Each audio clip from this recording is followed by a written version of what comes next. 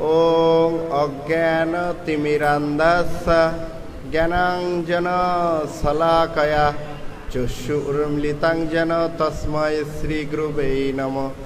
শ্রীচৈতন্যমনোভীষ্টং স্থাপিतं येन ভূতলে স্বয়ং রূপ কদা মह्यं দদাতি পদান্তিকम्।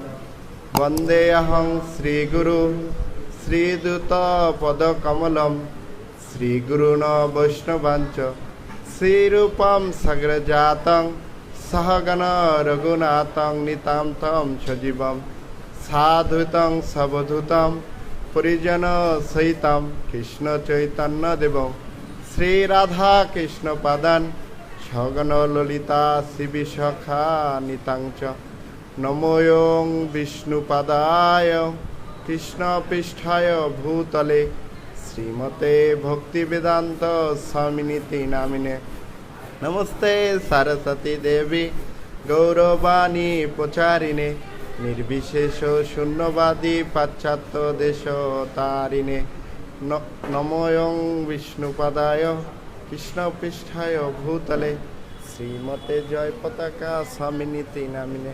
নমো আচার্য পদায় নিতায় কৃপা পদায়নে গৌরকথা ধামোদয় নগরগ্রাম তারিণে। নমো মহাবদান্যায় কৃষ্ণ পেব পদায়তে কৃষ্ণায় কৃষ্ণ চৈতন্য নামনে গৌরকিশায় নমঃ। পঞ্চাকল্পতরুভ্যশ্চ কৃপা সিন্ধু বৈবচ পতিতানাং পাবনেভ্য বৈষ্ণবেভ্যো নমো নমঃ। হে কৃষ্ণ করুণা সিন্ধু দীনবন্ধু জগৎপতে গোপীশ গোপিকাকান্ত রাধাকান্ত নমস্তুতে। তত্ত্বকাঞ্চন গৌরাঙ্গে রাধে বৃন্দাবনেশ্বরী বিশ্বভানুসুতেম দেবী প্রণমামি হরিপ্রিয়ে। বৃন্দায় তুলসী দেব্যৈ প্রিয়ায় কেশবশ্চ বিষ্ণু ভক্তি পদদেবী তবত্তৈ নমো নমঃ। হরে কৃষ্ণ কৃষ্ণ কৃষ্ণ হরে হরে হরে রাম রাম রাম হরে হরে। আন্তর্জাতিক কৃষ্ণ ভবনামিত সংঘ তথা ইসকনের পক্ষ থেকে সকলকে জানাই কৃষ্ণপ্রীতি শুভেচ্ছা এবং অভিনন্দন। আজকের এই দিনে লাস্ট অধিবেশন শ্রীমদ্ ভগবত গীতা পাঠ সকলকে জানাই কৃষ্ণপ্রীতি শুভেচ্ছা এবং অভিনন্দন। আপনারা সকলেই ভালো আছেন তো? আপনারা সামনে আসুন সবাই। মাতাজিরা এদিকে, পৌদিরা এদিকে, সামনে আসুন।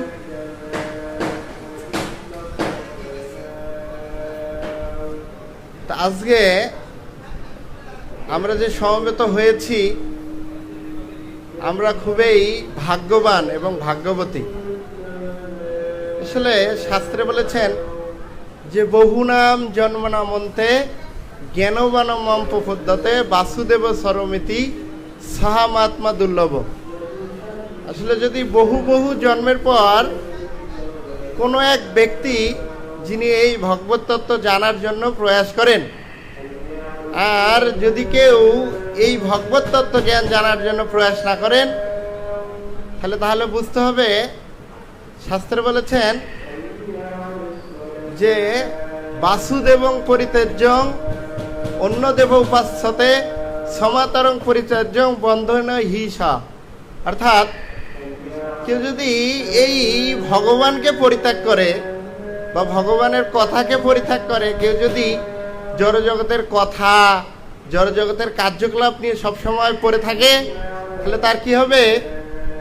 যেরকম কেউ যদি তার মাকে পরিত্যাগ করে, কেউ যদি একজন পিচাসী বা ডাইনি বা রাক্ষসীর কোল আশ্রয় গ্রহণ করে। তাই এই কলিযুগের একমাত্র উদ্ধারের অবলম্বনের পথ বা আমাদের মুক্তির পথ হলো এই ভগবত কথা শ্রবণ এবং কীর্তন করা। তো এই ভগবত কথা শ্রবণ এবং কীর্তনে আপনারা যে সমবেত হয়েছেন সকলেই মহান ভাগ্যবান। তা আমি একটি পদ্মপুরাণের একটি ইতিহাস বলে আপনাদের তারপর আমি শ্লোক পাঠ করব। তো পদ্মপুরাণের ইতিহাসটি হলো যে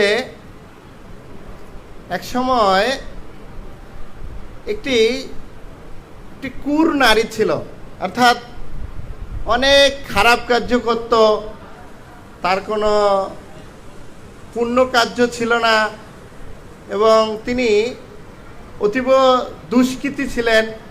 তো সেই নারী কি হয়েছেন, অনেক অপকর্ম করার পরে একদিন তার মৃত্যুবরণ হয়েছেন।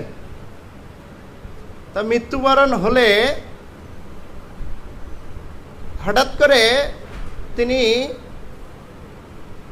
এই দৈবিক্রমে তিনি কি দেহ লাভ করেছেন, তার কর্মফলে তিনি একটি পাখি অর্থাৎ কাকের দেহ প্রাপ্ত হয়েছেন পূর্ণজন্মে তার পাপের ফল অনুযায়ী।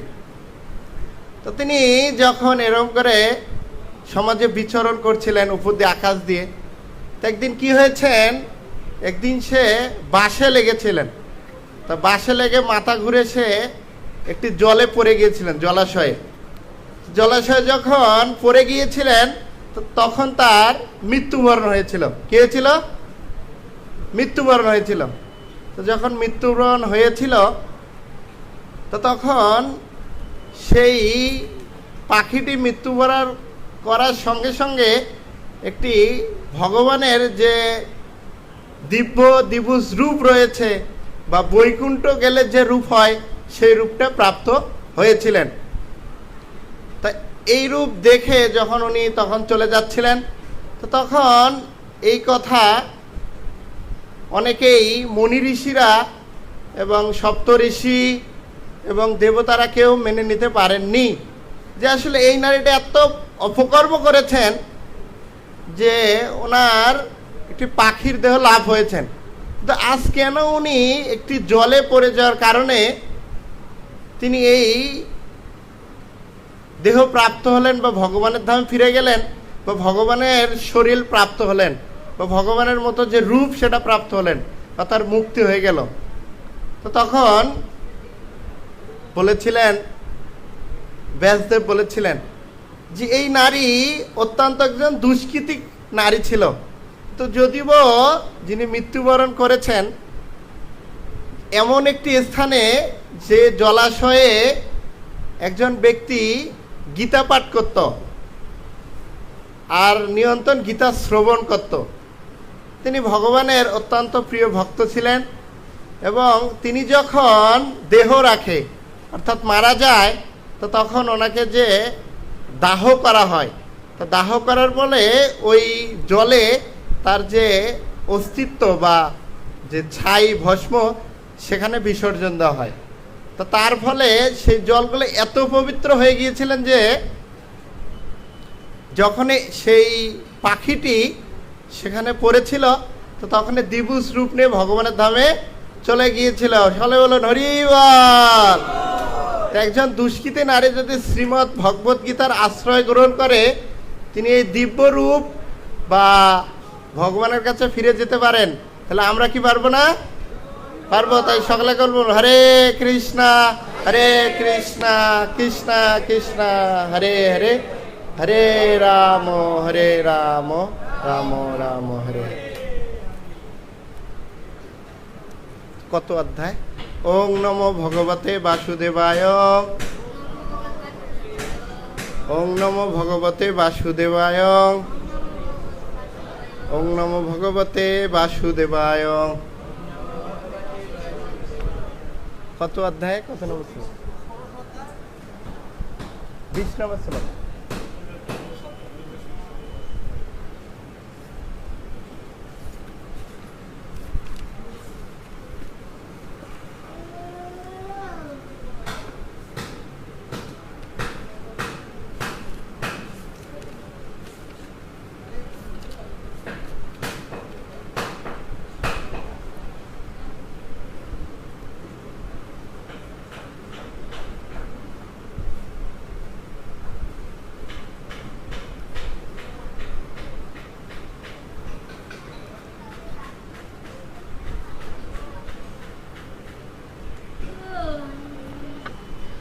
সকলে বলবেন আসুরিম জনিম অপর্ণা মুরা জন্মানি মাম অপ্রাম্য এব কুন্ত্রিয় তত জান্তি অধমাম গতিম। আসুরিম যোনিনাম অপর্ণা মুরা জন্মানি জন্মানি মাম অপ্রাপ্য এব কুন্তীয় তত জান্তি অধমাম গতিম। আসুরিম মানে আসুরি, জনিম মানে জনি, অপর্ণা মানে লাভ করে, মুরা মানে সেই মূঢ়গণ, জন্মানি জন্মানি জন্মে জন্মে, মাম মানে আমাকে, অপ্রাপ্য মানে না পেয়ে, এবং মানে অবশ্যই, কুন্তি মানে কুন্তিপুত্র, তত মানে তার থেকে, জানতি মানে প্রাপ্ত হয়, অধমাম মানে অধম, গতিম মানে গতি। গীতার গান।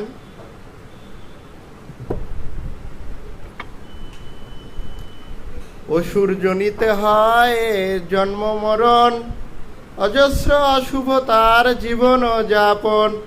অসুরের ঘরে মূঢ় জনম জনমে, আমাকে ভুলিয়া দুঃখী মরণে মরণে। ক্রমে ক্রমে পায় সেই অধমা যে গতি, অক্ষম আমাকে পেয়ে হেতু কুমতি। অনুবাদ সকলে বলবেন। হে কুন্তীয়, জন্মে জন্মে অসুরজনী প্রাপ্ত হয়ে সেই মূঢ় ব্যক্তিরা আমাকে লাভ করতে অক্ষম হয়ে তার থেকেও অধম গতি প্রাপ্ত হয়। সকলে শ্রবণ করবেন। হে কুন্তীয়, শ্রবণ করবেন, আমি শুধু বলবো। হে কুন্তীয়, জন্মে জন্মে অসুরজনী প্রাপ্ত হয়ে সেই মূঢ় ব্যক্তিরা আমাকে লাভ করতে অসমর্থ হয়ে তার থেকে অধম গতি প্রাপ্ত হয়।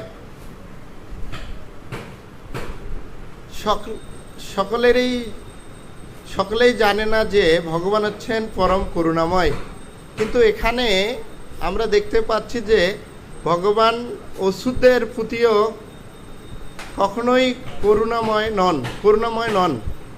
এখানে স্পষ্ট বলা হয়েছে যে আসরিক ভাবাপূর্ণ মানুষেরা জন্মান্তরে অসুরজনী প্রাপ্ত হয় এবং পরমেশ্বর ভগবানের কৃপা থেকে বঞ্চিত হয়ে তারা ক্রমান্বয়ে অধঃপতিত হতে হতে অবশেষে কুকুর, বিড়াল ও শূকরের যোনি প্রাপ্ত হয়। এখানে স্পষ্টভাবে বলা হয়েছে যে এই ধরনের অসুরদের পরবর্তী কোনো জীবনে ভগবানের কৃপা লাভ করা কিছুমাত্র সম্ভাবনা থাকে না। বেদেও বলা হয়েছে যে এই ধরনের মানুষেরা ক্রমান্বয়ে নিমজ্জিত হতে হতে অবশেষে কুকুর এবং শূকরের শরীর প্রাপ্ত হয়। এখন এই সম্বন্ধে বিতর্কের উত্থান উপস্থাপন করে কেউ বলতে পারে যে ভগবান যদি এই সমস্ত অসুরদের প্রতি কৃপাপরায়ণ না হন তাহলে তাকে কৃপাপরায়ণ বলে জাহির করা উচিত নয়। এই উত্তরে বলা যেতে পারে যে বেদান্ত সূত্রে উল্লেখ আছে পরমেশ্বর ভগবান কাউকেই ঘৃণা করেন না। অসুরদেরও যে সবচেয়ে অধঃপতিত জীবন দান করেন তাও তার কৃপারেই একরকম প্রকাশ। কখনো কখনো অসুররা পরমেশ্বর ভগবানের হাতে নিহত হন, কিন্তু এভাবেই ভগবানের হাতে নিহত হওয়ায় তাদের পক্ষে মঙ্গলজনক। কারণ বৈদিক শাস্ত্র থেকে আমরা জানতে পারি যে ভগবানের হাতে মৃত্যু হলে তৎক্ষণাৎ মুক্তিলাভ হয়। ইতিহাসে রাবণ, কংস, হিরণ্যকশিপু আদি বহু অসুরের কাহিনী বর্ণনা করা হয়েছে। তাদের হত্যা করার জন্য ভগবান নানা রূপে অবতরণ করেছেন। সুতরাং ভগবানের কৃপা অসুরদের উপরেও বর্ষিত হয়, যদিও তারা ভগবানের হাতে নিহত হওয়ার সৌভাগ্য অর্জন করে থাকে। জয় জগৎগুরু শিলা প্রভুপাদ কি। আসলে এই অধ্যায়ের নাম হলো দৈবাসু সম্পদ বিভাগযোগ। অর্থাৎ শ্রীমদ্ ভগবদ গীতা পরমেশ্বর ভগবানের মুখনিসৃত বাণী। আর শাস্ত্রে বলা হয়েছে যে গঙ্গারও পরশ হলে পাচ্ছাতে পাবন। অর্থাৎ কেউ যদি গঙ্গা জলে স্নান করে তার সমস্ত পাপ দূরীভূত হয়ে যায়। তাই গঙ্গা হলো ভগবানের পদ স্পর্শ করে এই জগতে এসেছেন। আর শ্রীমদ্ ভগবদ গীতা হলো ভগবানের মুখ নিঃসৃত বাণী।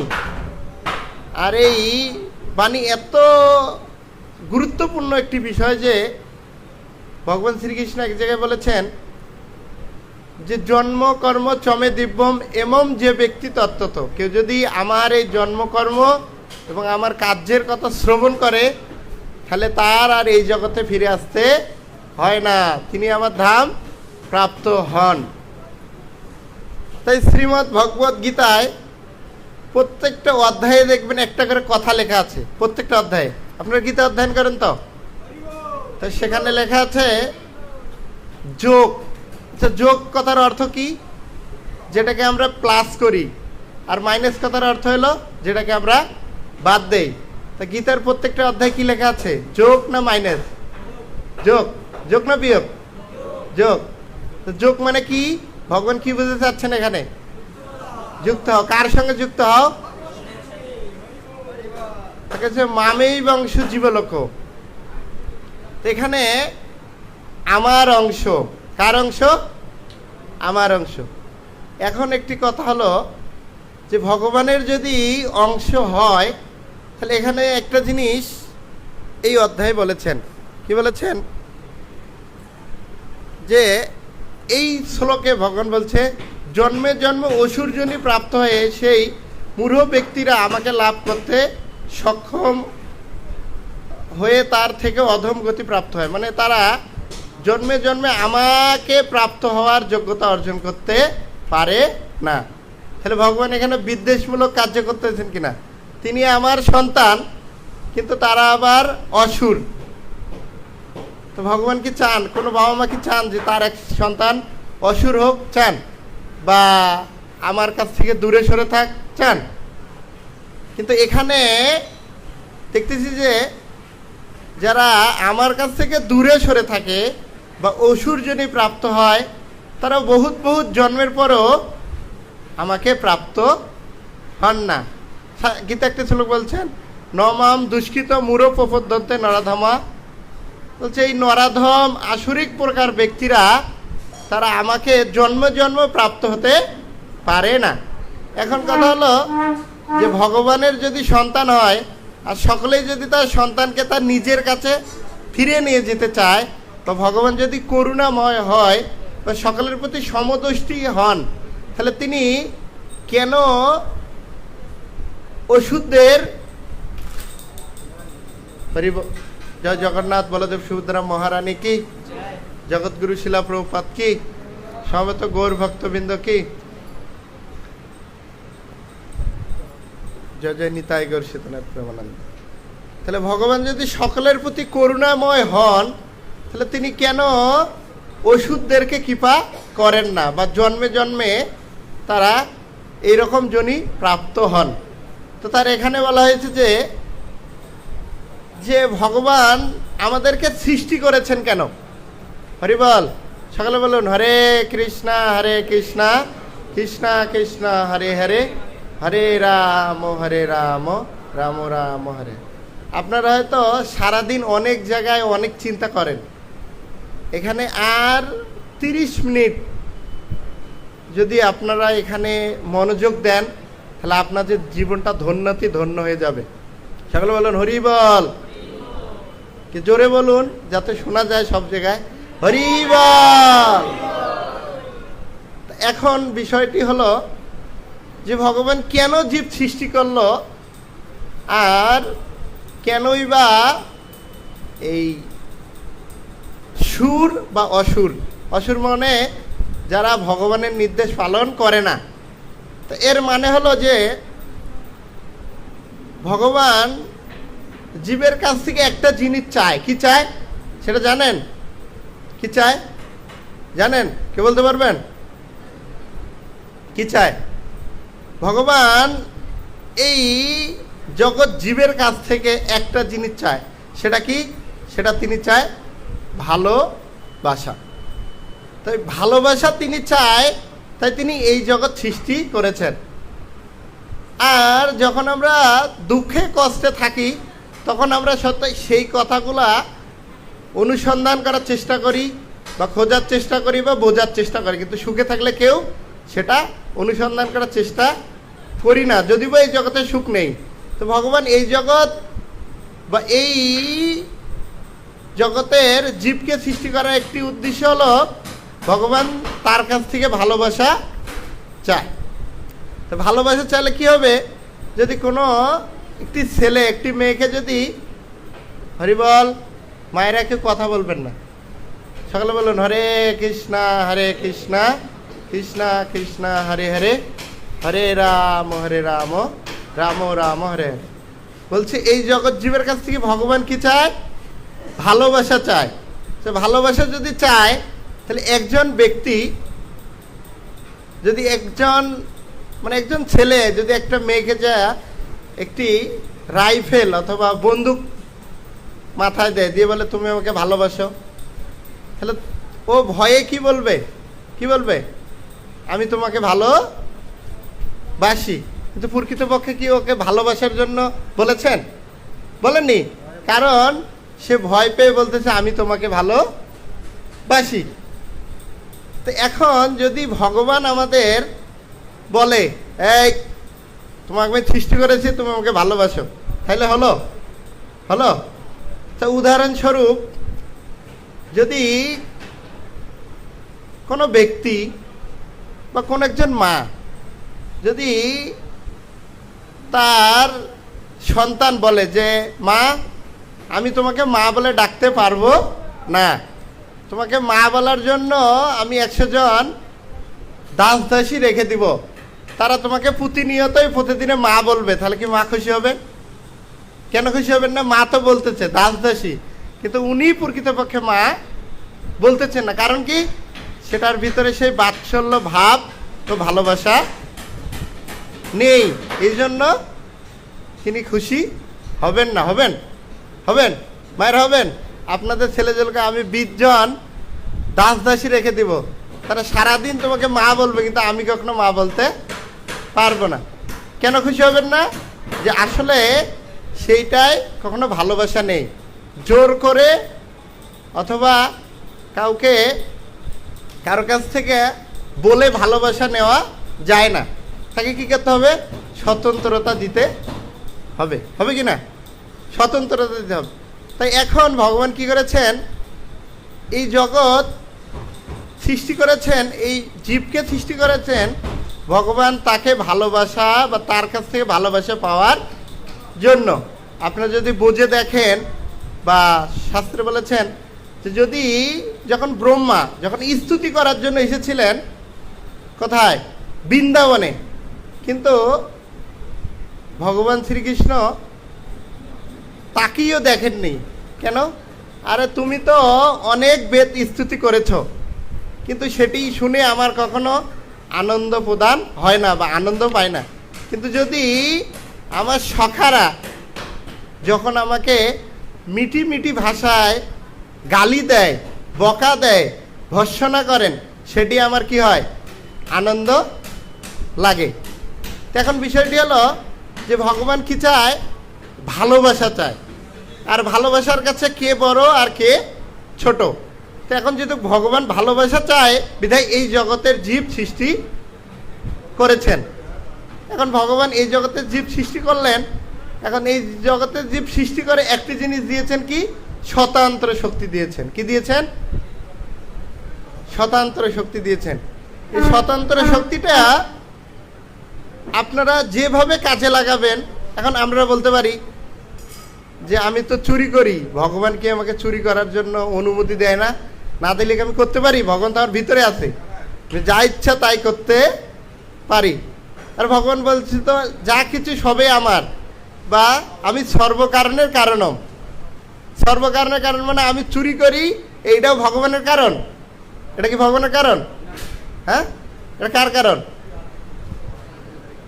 তো আপনার যদি কারণ হয় বা আমার যদি কারণ হয়, তাহলে আমার ভিতরে তো ভগবান আছে পরমাত্ম রূপে। তিনি তো আমাদের অনুপ্রেরণা দিচ্ছেন। নাহলে কি আমি চুরি করতে পারি? তিনি তো আমাকে বলতে পারতেন না তুমি চুরি করতে যেও না, বলতে পারেন কি না? বলতে পারেন। তো এখন বিষয়টি হলো যে আমরা যে জীব স্বতন্ত্র শক্তি পেয়েছি, ভগবান সেটিকে কি করেন, তুমি যেটা বাসনা করবে সেটাকে পূরণ করার অনুমতি দেন। সেটা ভালো অথবা খারাপ, সেটা হয়তো মায়ার দ্বারা হতে পারে বা ভগবত কেন্দ্রিক হতে পারে, সেটা ভগবান অনুমোদন করবেন। কারণ কেন কি, যে আপনাকে যদি এটুকু স্বতন্ত্রতা শক্তি না দেয়, তাহলে কি আপনি স্বতন্ত্র জীব হলেন? আর স্বতন্ত্র না হলে কি ভগবান ভালোবাসে চাবে? এখন কথাটি হলো যে অসুর কারা? আমরা আগেকার যুগে দেখেছি যে অসুর বলতে একজন দুষ্কৃতিকারী হবে, তাণ্ডব করবে, হত্যা করবে, এই ব্যক্তিরা অসুর। কিন্তু মূলত এই কলিযুগে আমরা দেখি সকলের ভিতরেই অসুর রয়েছেন, আছে কি নেই? সকলের ভিতরে। কিন্তু অসুরের পরিসীমা আছে। পরিসীমাটা কি, যে আমরা মায়ার দ্বারায় মোহিত হয়ে যখন তার চরম সীমায় পৌঁছে যাই, তা সেটাকে বলা হয় মত। কি বলা হয়? মত। মানে সেখান থেকে বেরিয়ে আসার কোনো স্কোপ নেই। তো সেই স্তরে গেলে এখানে বলছি এই ধরনের ব্যক্তিরা আমাকে প্রাপ্ত হতে পারে না। কোন ধরনের ব্যক্তিরা? যারা একদম মায়ার যে একদম ভাবে আবৃত রয়েছেন, তাদের জ্ঞানটা কি হয়? কামক স্থিত অপহিত জ্ঞানা, অর্থাৎ তাদের এত কাম বাসনা এই জড়জগৎকে ভোগ করার জন্য যে তারা নিজেই একজন কর্তা হতে চায়। আর এক কথাই হলো যে যেহেতু কেউ নিজেকে কর্তা ভাবে, যদি না ভাবে জীবের স্বরূপ হয় কৃষ্ণের নিত্য দাস। অর্থাৎ যদি কারো মনে এই জিজ্ঞাসাটা না আসে যে আমি কে। শ্রী চৈতন্য মহাপ্রভু যখন সনাতন গোস্বামীকে শিক্ষা দিয়েছিলেন, তো তখন তিনি প্রশ্ন করেছিলেন যে আমি কে, আমি কারে আমায়, যারে তাপত্যায় ইহা না জানি আমি কেমন হিত হয়। যে আমি কে, অর্থাৎ কেউ যদি এই অসুর জনি অর্থাৎ মায়ার কবলে থেকে বাইর হয়ে আসতে চায়, তাকে একটি জিজ্ঞাসা করতে হবে, সেটা কি? আমি কে। আর যদি কেউ এই জিজ্ঞাসাটা না করে এই জড়জগতের কাজে, এই ভৌতিক কাজে লিপ্ত হয়ে থাকে, তাহলে বুঝতে হবে তার কার্যটা হলো অসুর জনির কার্য। কারণ এই জগতে যা কিছু রয়েছেন বা যা কিছু আছেন, সেটি আমরা যদি আমাদের সেই ব্রহ্ম জিজ্ঞাসা না হয় বা আমরা যদি পরম তত্ত্বকে জানার প্রয়াস না করি, তাহলে আমরা সেটা নিজেকে ভোগ করতে চাবো। আর যখনই আমরা নিজেকে ভোগ করতে চাবো, সেটাই আমাদের অসুর জনির কারণ হবে। আর এই অসুর জনির কারণটা হলো কি, শ্রীমদ্ ভগবদ গীতায় ভগবান বলেছেন যে ঊর্ধ্বম গচ্ছন্তি সত্যস্থা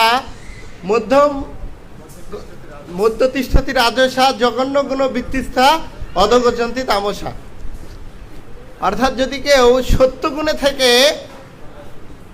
যদি ভালো কাজ করে বা ধর্ম আচরণ করে, ভগবানের নির্দেশ পালন করে বা সত্য গুণের ঊর্ধ্বে উঠে ভগবত ভক্তি পালন করে, তারা ভগবানের ধাম প্রাপ্ত হবেন।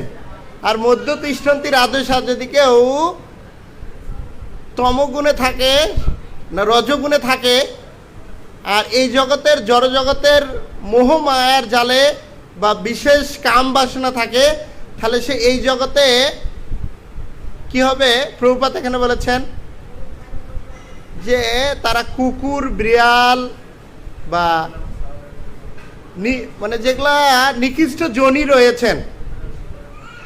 যোনিটা কিরকম, যে শাস্ত্রে বলেছেন, পদ্মপুরাণে বলেছেন, জলজা লবলক্ষানি, জলজা লবলক্ষানি স্থবরা লক্ষ বিংশন্তি কিরমরায় রুদ্র সংখ্যায়া পক্ষী নাম 10 লক্ষ নাম 30 লক্ষানি পশুব 4 মনুষা। অর্থাৎ জলজা নবলক্ষানি 9 লক্ষ প্রকারের জলচর প্রাণী রয়েছেন। তো যখন আমরা এই মধ্যে বা আমরা এই রজগুণে থাকব, তখন আমাদের এই জগতে এই 84 লক্ষ জনি প্রকারে ভ্রমণ করতে হবে। সেটা কি, জলজা নবলক্ষানি স্থাবরা লক্ষ বিশন্তি। স্থাবরা লক্ষ বিশন্তি মানে এই 20 লক্ষ প্রজাতির গাছপালা হয়ে জন্মগ্রহণ করতে হবে। গাছপালার তো প্রাণ আছে না? আজ থেকে প্রায় 150 থেকে 200 বছর আগে জগদীশ চন্দ্র বসু, আমাদের বাংলাদেশের বিজ্ঞানী, তিনি এটাকে সাজেস্ট করেছেন, বলেছেন। কিন্তু শাস্ত্রে হাজার হাজার কোটি কোটি বছর সেখানে লিপিবদ্ধ করা আছে যে জলজা লবলক্ষানি স্থাবরা লক্ষ বিশন্তি। কৃমির রুদ্রের সংখ্যা, কৃমি কীট আছে কত প্রকার? রুদ্রের সংখ্যা মানে 11 লক্ষ প্রকারের। পক্ষী নাম 10 লক্ষ নাম, 10 লক্ষ প্রকারের পাখি আছে। আর পশু আছে 30 লক্ষ প্রজাতির, আর 4 লক্ষ প্রজাতির মানুষ রয়েছেন। আরে 4 লক্ষ প্রজাতির মানুষ বলতে কি বোঝায়? 4 লক্ষ প্রজাতির চেতনা। আর নিম্ন চেতনার যে ব্যক্তিটা, সেটি হলো কি? সেটি হলো এই অসুর যোনি। আর অসুর যোনির কার্যকলাপটা কি? যে তিনি নিজে ভোক্তা হতে চায়। কি হতে চায়? ভোক্তা হতে চায়। তাহলে আমরা দেখব যে এই সমাজের অনেক ব্যক্তি যারা, ভগবান যেভাবে বলেছেন যে মামেই বংশ জীবলোক জীবভূত সনাতন, এই জগতের জীব আমার অংশ বা আমি তার প্রভু। কিন্তু এই জগতের জীব কি করে? নিজের ইন্দ্রিয় তৃপ্তি করার জন্য নিজের জন্য কার্য করে। আর সেটাই হলো কি? অসুর যোনি। আর এই অসুর যোনিতে যদি কেউ থাকে, তাহলে তার কর্মদোষে সে পদে পদে বিনষ্ট হবে এবং সে সাময়িকের জন্য লাভবান হতে পারে, বা সেই ইন্দ্রিয় তৃপ্তির জন্য ভোগ্যবস্তু পেতে পারে, সমাজের বাহবা পেতে পারে, মান পেতে পারে, প্রতিষ্ঠা পেতে পারে। কিন্তু তার ফলশ্রুতিতে কি হবে? সে এক সময় না এক সময় সেটা থেকে অধঃপতিত হবে বা বিনষ্ট হবে। আর সেটা যদি আমাদের এই ভোগ করার বাসনা থাকে, তাহলে আমরাও এই অসুরজনী আস্তে আস্তে প্রাপ্ত হব। কারণ আমরা যদি এই অসুরজনীতে থাকতে না চাই, তাহলে কি করতে হবে? শাস্ত্রের শ্লোক বলেছেন যে যস্য আত্মবুদ্ধি ত্রিধাতুক সাদিকলাধ্যেষু ভূময় অধ্যাদিহ যত্তিত্ব বুদ্ধি শনিরণ কস্তিস জনেশু অভিজ্ঞেশু সব গোখর। অর্থাৎ আমরা যদি আমাদের এই দেহকেন্দ্রিক চিন্তা করি, অর্থাৎ যস্য আত্মবুদ্ধি কুণপে ত্রিধাতুকে, অর্থাৎ এই আমাদের কফ পিত্ত বায়ুর যে শরীরটা,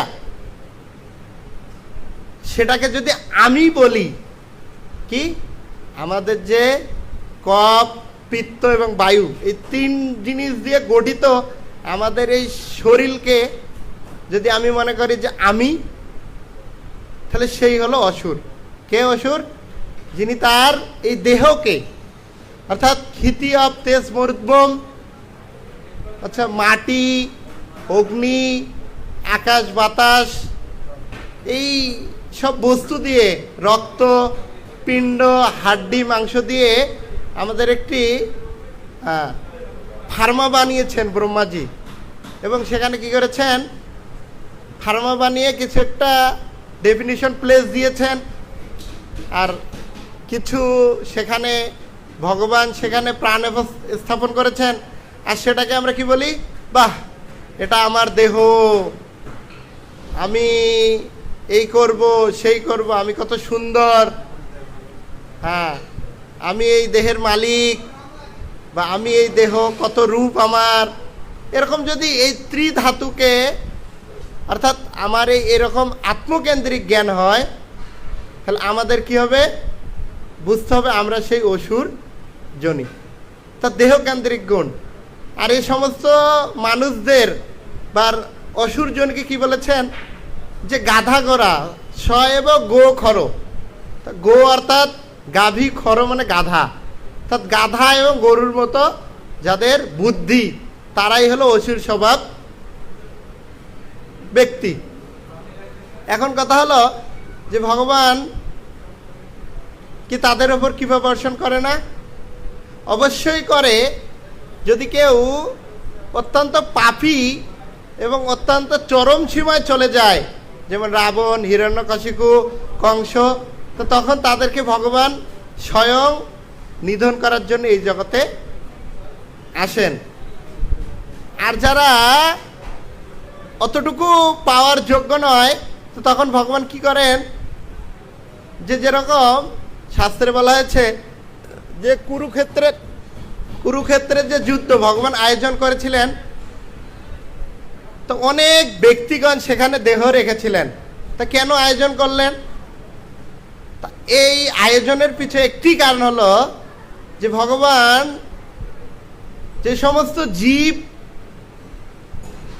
ভগবানের ধামে যাওয়ার জন্য ভগবান অত্যন্ত কৃপা করেছেন, তাদেরকে দিয়ে ভগবান সেখানে যুদ্ধ করিয়েছেন। কাদেরকে দিয়ে? যাদের ভগবান অত্যন্ত কৃপা করেছেন। কিন্তু আমরা তো সাধারণ দৃষ্টিতে দেখতে পারি, ভগবান কুরুক্ষেত্রের যুদ্ধ করলে এত ব্যক্তিরা মারা গেল, কিন্তু ভগবান তো পারত না যুদ্ধ করতে। কিন্তু ভগবানের উদ্দেশ্যটা এই যে তার কার্যক্রমটা হলো দিব্য, যে যারা তার কৃপা পাওয়ার যোগ্য নয় বা তার ধাম প্রাপ্ত হওয়ার যোগ্য নয়, তাদেরকে উদ্ধার করার জন্য ভগবান কি করেছেন, এই কুরুক্ষেত্রের যুদ্ধ আয়োজন করেছেন, যাতে সেখানে ভগবান উপস্থিতি থাকাতে যদি তারা মৃত্যুবরণ করে, তাহলে তারা আমার ধাম প্রাপ্ত হবে। এই জন্য ভগবান সেখানে যুদ্ধের আয়োজন করেছিলেন। এখন আমরা এখান থেকে উত্তীর্ণ হব কিভাবে? অর্থাৎ আমরা যদি দেখি যে আমরা প্রত্যেকটা ব্যক্তি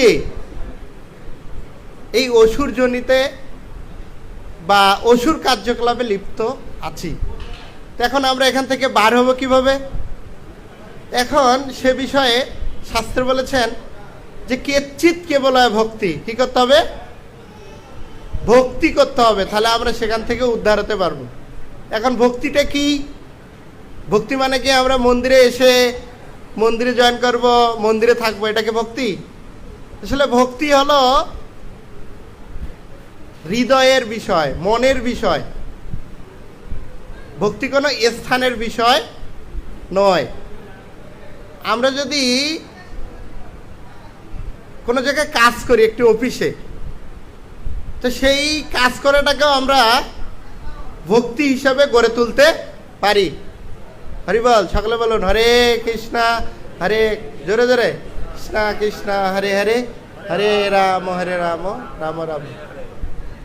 তাই আমরা যদি এক জায়গায় কাজ করি, ব্যবসা করি, সেটা আমরা ভক্তিময় করে তুলতে পারি। সেটা কিভাবে? যে ভগবান শ্রী বলছে, যৎ করসি যৎ না আসি, যৎ জুহুসি দদাসি যৎ, যৎ তপস্যাসি কুন্তীয় তৎকুরুষ মদর্পণম। হে কুন্তীয়, তুমি যা করো আমাকে অর্পণ করো। আমরা যদি চাকরি করে কিছু অর্থ ভগবানের মন্দির হচ্ছে সেই হিসেবে দান করি, তাহলে কি হবে? সেটাও ভক্তি পরিণত হবে। আমরা যা করি সেটাই আমরা ভক্তি জীবনে লাগাতে পারি। তাই আমরা সকলেই কি করতে পারি? ভগবানের সেবার জন্য দান করতে পারি। আর দান করলে কি হবে? যে এক সময় ব্রহ্মাজিকে 3 জন ব্যক্তি প্রশ্ন করেছিলেন, দেবতা, অসুর আর মানুষ। কে কে বলুন তো? দেবতা, অসুর এবং মানুষ। তো দেবতা প্রশ্ন করেছেন যে আমাদের কি করলে মঙ্গল হবে। তো তখন ব্রহ্মা তিনটি কথা বলেছিলেন। কি তিনটি কথা বলেছিলেন? হলো দ দ দ দ। আমরা তো 1 ঘন্টা এখানে বসে কথা বলতেছি, তো 3জন ব্যক্তি গিয়েছেন, মানুষ, দেবতা এবং অসুর। আমরা অসুরের কথা বলতেছি না, অর্থাৎ যার অসুর বলতে যার জীবনে কোনো তাল নেই, বুঝেছেন না? যদি কোনো বিষয়ে যদি তাল দেওয়া না হয়, মানে এখানে কীর্তন চলতেছে, যদি মৃদঙ্গটা তাল বেতালে বাজায়, মানে কোনো তার মাপ নেই, তাল অর্থাৎ সময়ের কোনো ডিস্টেন্স নেই, তাহলে কি ভালো হবে? অর্থাৎ যার জীবনে কোনো তাল বেতাল নেই, অর্থাৎ যার জীবন কোনো গোছানো নেই, বা যার জীবনে কোনো সময়সীমা নেই, অর্থাৎ যার জীবনে কোনো উদ্দেশ্য নেই বা দেহকেন্দ্রিক, তাকে বলা অসুর। তবে সেই অসুর ব্যক্তিদেরকেও ব্রহ্মা 3টি কথা বলেছিলেন, দ দ দ। এখন 3টি কথার মাধ্যমে 3টি অর্থ প্রকাশিত হয়েছে। 3টি অর্থ কি কি? দতে দেবতাদেরকে বলেছিলেন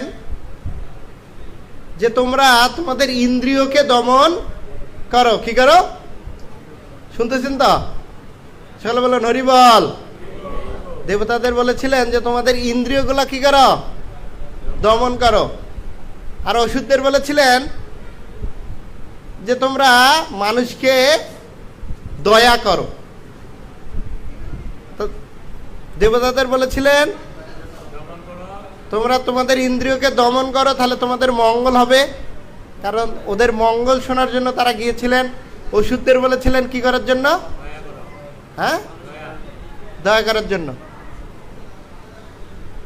আর মানুষদের বলেছিলেন কি? আপনারা শুনতে চান? যেটা বলবো ওটা কিন্তু পালন করতে হবে।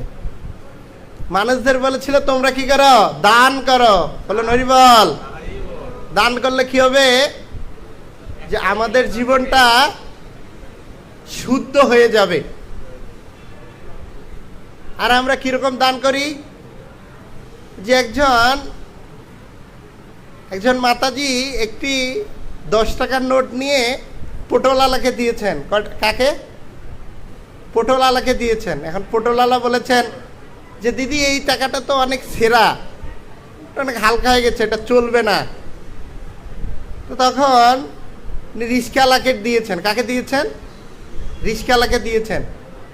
এখন রিস্কাওয়ালাকে দিলে রিস্কাওয়ালা বলতেছেন না না দিদি এ টাকা তো নেওয়া সম্ভব না। তো তখন উনি কি করেছেন? মুদির দোকানদারকে দিয়েছেন। পাশে মুদির দোকানদার আছে না? তো যখন মুদির দোকানদারকে দিয়েছেন তখন মুদির দোকানদার বলেছেন না দিদি এটা চলবে না। তো তখন বলতেছে ঠিক আছে শুক্রবারের দিনে তো ইস্কন মন্দিরে যাব, তো তখন বক্সে দিয়ে দেবো, তখন তো আর কেউ দেখবে না। দেখবো? কেউ দেখবো? হ্যাঁ, কেউ দেখবে না। তো এরকম মনোভাবে না, আমাদের মনোভাবটা থাকতে হবে কিরকম? যে এই দান আমি করব, এই দানের ভিতরে আমার অর্থটা কি হবে? শুদ্ধ হবে। অর্থাৎ আমরা যে কর্ম করি, চলি, খাই, ঘুরে বেড়াই, তার ভিতরে অনেক কলুষতা রয়েছে। সেই কলুষতাটা কিভাবে দূর হবে? কিভাবে দূর হবে? দান করার মাধ্যমে দূর হবে। তাই আমাদের এখানে একটি প্রজেক্ট, অনেক বড় টেম্পল মন্দির হচ্ছে, অনেক টাকা ব্যয়। তাই আপনারা সকলে কি করবেন? দান করবেন তার সামর্থ্য অনুসারে। 10-এর লাঠি 1-এর বোঝা। এখন এই অসুরজনী আমরা, আমাদের মনোভাব সব সময় রয়েছে, তাহলে আমরা কি করব? আমরা কেচ্ছিত কেবলায় ভক্তি, ভক্তি করব। আর ভক্তি মানে কি? ভক্তি মানে ভগবানকে ভালোবাসা। আর ভালোবাসাটা কি? এই কলিযুগের সবচাইতে ভগবানকে ভালোবাসার শ্রেষ্ঠ উপায় কি? সকলে বলুন হরে কৃষ্ণা কৃষ্ণা কৃষ্ণা হরে হরে, হরে রাম রাম রাম হরে। আমরা দেখি যে আমরা প্রতিনিয়তই না, যে কোনো মুহূর্তেই আমরা কি করি? ভগবানের নাম গ্রহণ করি, যে কেউ হোক না কেন। আমরা প্রত্যক্ষ এবং পরোক্ষভাবে ভগবানের নাম গ্রহণ করি। কিরকম করে, কথা বলবেন না, কিরকম ভাবে নাম গ্রহণ করি? যে আমরা সকালে বলি কই রামপুরা যাব, কই যাব? রামপুরা। রাম রাম নামটা আসলো না? আসলো কি না? অনেকে বলি কই শ্যামবাজার যাব, সে শ্যাম কার নাম? কৃষ্ণের নাম। অনেকে বলে রামের কান্দা যাব, রামের নাম। অনেকে বলে শ্যামরে তোমার শনে, কার নাম? কৃষ্ণের নাম। কেউ না কেউ প্রত্যক্ষ পরোক্ষভাবে ভগবানের নাম নেই। আর ভগবানের নাম নিলে কি হবে? যে আপন্ন সংস্থিতিম ঘোরাম যৎনাম বিভসে গৃণন ততচ্ছাদ্য বিমুচ্ছেদ যদ বিভতি স্বয়ং ভয়ম। অর্থাৎ কেউ যদি রাস্তা দিয়ে হেঁটে যাইতে, কোথায়? রাস্তা দিয়ে হেঁটে যাইতে যদি কখনো তার পায়ে একটি ইট লাগে, তাহলে অনেকেই অনেক কথা বলে, মা বাবা, কিন্তু অনেকেই ভগবানের নাম করে, করে কি না?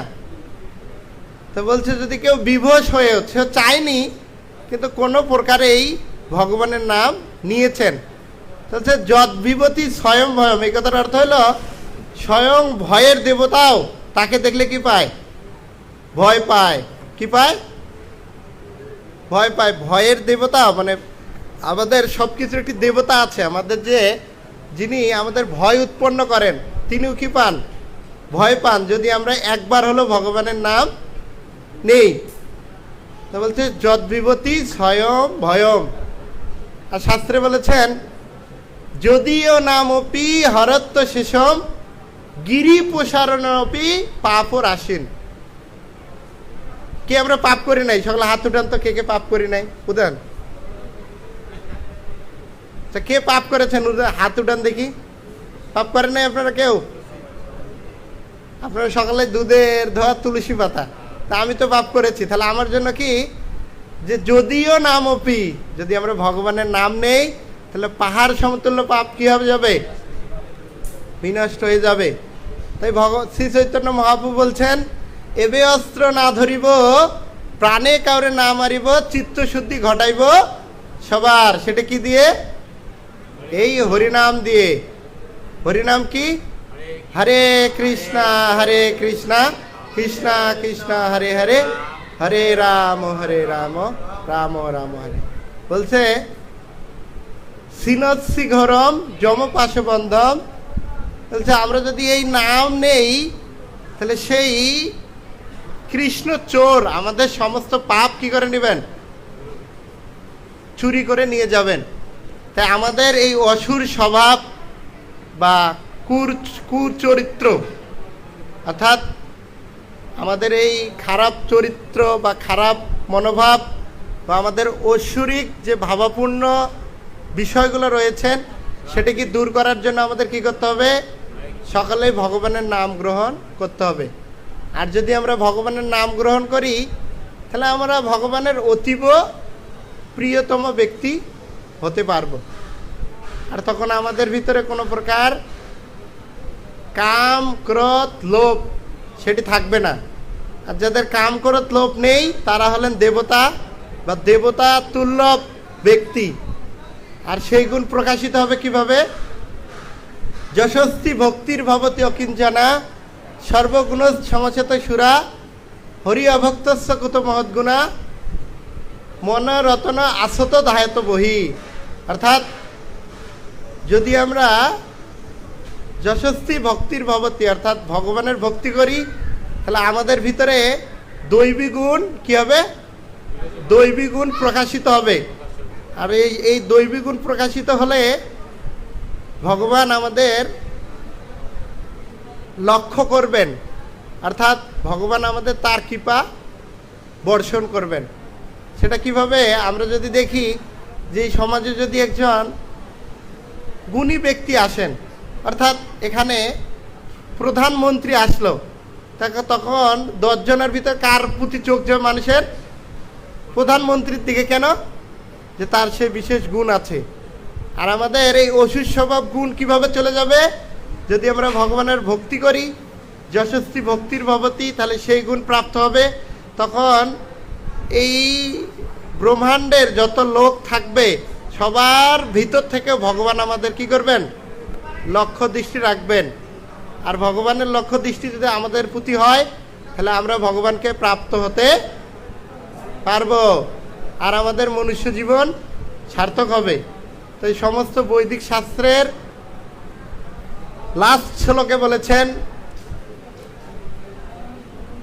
কি বলেছেন? যদি আমরা ভগবানের নাম করি তাহলে আমাদের সমস্ত পাপ দূরীভূত হয়ে যাবে। তাই আমরা সকলেই ভগবানের নাম করব। আর এই নাম করলে আমাদের যে সকলের ভিতরেই, চিত্তের ভিতরেই কাম, ক্রোধ, লোভ রূপী অসুর রয়েছে, সেটি বিনষ্ট হয়ে যাবে। তাই ভগবান এখানে আমাদের নিউজ দিচ্ছেন যে তোমরা কি করো? আমার প্রতি শরণাগতি হও, তাহলে তোমার সেই অসুর স্বভাব যে গুণটি, সেটি বিনষ্ট হয়ে যাবে। আর ভগবানকে শরণাগতির অর্থ বা মাধ্যম হলো ভগবানের দিব্য নাম করা। সে ভগবানের দিব্য নামটি কি? হরে কৃষ্ণা কৃষ্ণা কৃষ্ণা হরে হরে, হরে রাম রাম রাম হরে হরে। তাহলে সকলেই ভগবানের দিব্য নাম করবেন। এবং শিলা প্রভুপাদ বলেছেন যে ভগবানের দিব্য নাম জপ করুন, সুখী হন। তাই আমরা এই জগতে যদি আমরা কেউ সুখী হতে চাই, কলিযুগে সকল কলুষ থেকে মুক্তি পেতে চাই, তাহলে আমাদের কি করতে হবে? ভগবানের দিব্য নাম জপ করতে হবে। তাই সকালে একবার, কারো কোনো প্রশ্ন আছে নাকি? প্রশ্ন? কারো কোনো প্রশ্ন আছে যে কোনো বিষয়ে? নাই? তা ঠিক আছে, সকলেই ভগবানের দিব্য নাম করবেন। সাধ্য সাধন যা কিছু সকল হরিনাম সংকীর্তনে মিলিবে সকল। হরিনামের মাধ্যমে সব কিছু মিলে যাবে। ঠিক আছে, সকলে হাত উঁচু করে বলুন, জয় শ্রীকৃষ্ণ চৈতন্য প্রভু নিত্যানন্দ শ্রী অদ্বৈত গদাধর শিবাসাদি গৌর ভক্তবৃন্দ। হরে কৃষ্ণ কৃষ্ণ কৃষ্ণ হরে হরে, হরে রাম রাম রাম হরে হরে। আমার